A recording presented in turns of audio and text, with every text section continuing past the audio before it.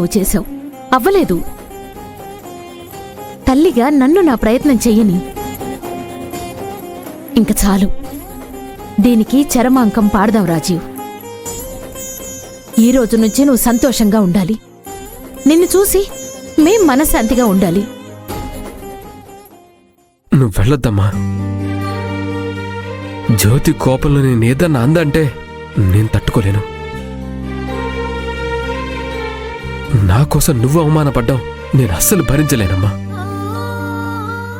జ్యోతిని ఏదో ఒకలా నేనే ఒప్పిస్తాను.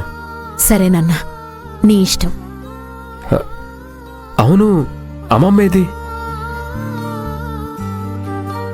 నాకిలా అయిందంటే నా పక్కనే ఉంటుంది కదా, లేదేంటి? రాత్రి నువ్వలా వచ్చేసరికి మీ అమ్మమ్మ ఇక్కడుండలేక మనశ్శాంతి కోసం కాశీకి వెళ్ళింది. పరిస్థితులు చూస్తుంటే జ్యోతి వల్ల నేను కూడా అలా వెళ్ళిపోవాల్సి వస్తుందేమో. వద్దమ్మా, తొందరలోనే అన్నీ సర్దుకుంటాయి. ఇన్నాళ్ళు చాలా టైం వేస్ట్ చేశాను. నేను మిమ్మల్ని చాలా బాధ పెట్టాను. ఇక నుండి అలా ఉండదు. బిజినెస్లన్నీ నేనే చూసుకుంటాను. జ్యోతిని ఇంటికి తీసుకొస్తాను. అందరం కలిసి హ్యాపీగా ఉందాం.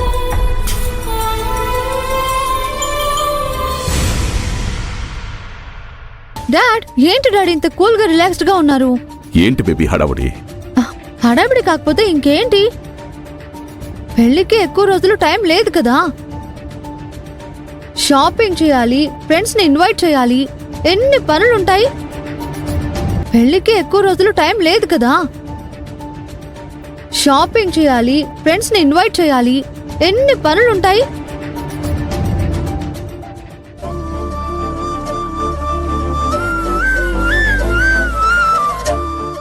హాయ్ శ్రావ్య.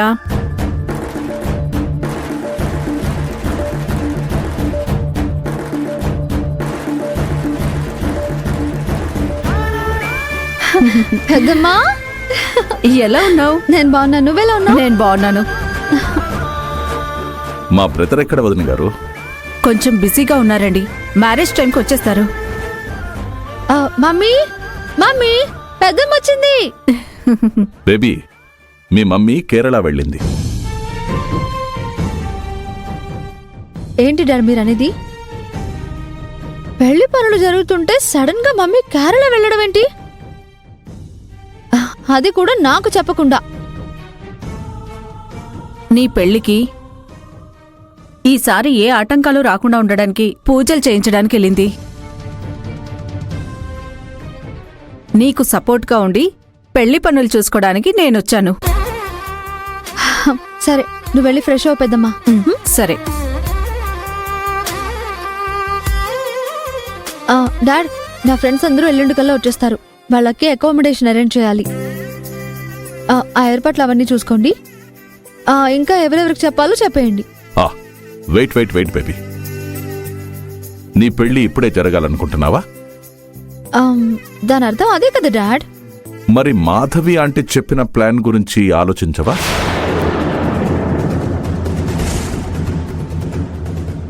ఆలోచించండి డాడ్.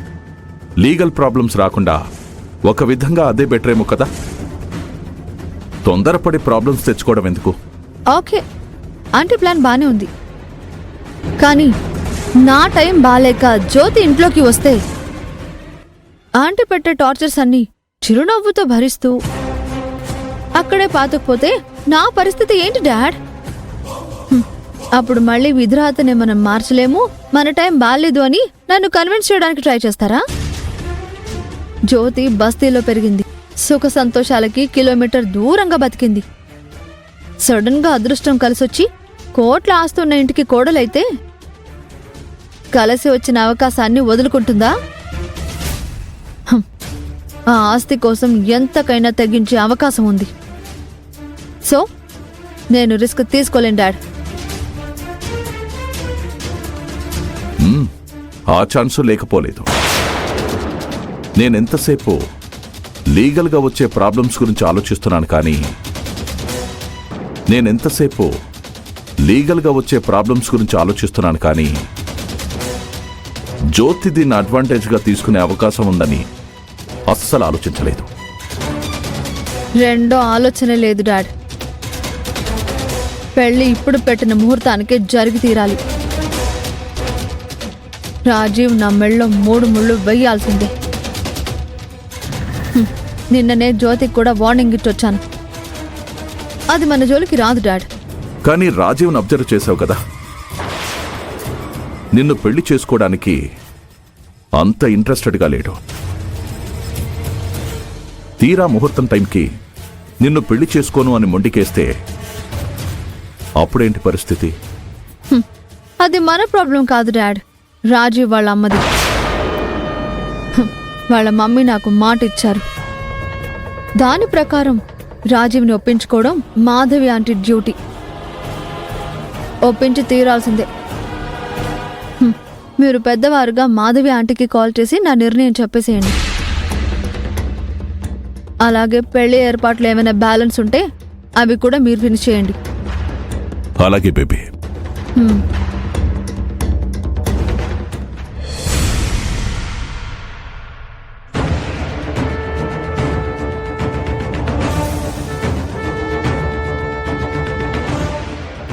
రాజీవేమో జ్యోతిని నేనే కన్విన్స్ చేసి తీసుకొస్తానంటాడు.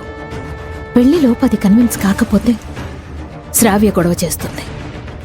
లేనిపోని తలనొప్పులన్నీ వచ్చి మీద పడ్డాయి.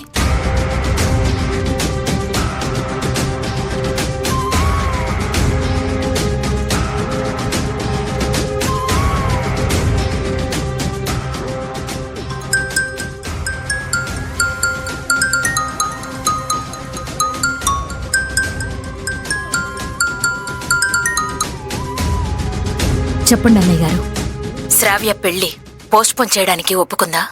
లేదమ్మా, ఇప్పుడు మనం నిర్ణయించిన ముహూర్తానికి పెళ్లి జరగాల్సిందేనని తేల్చి చెప్పేసింది.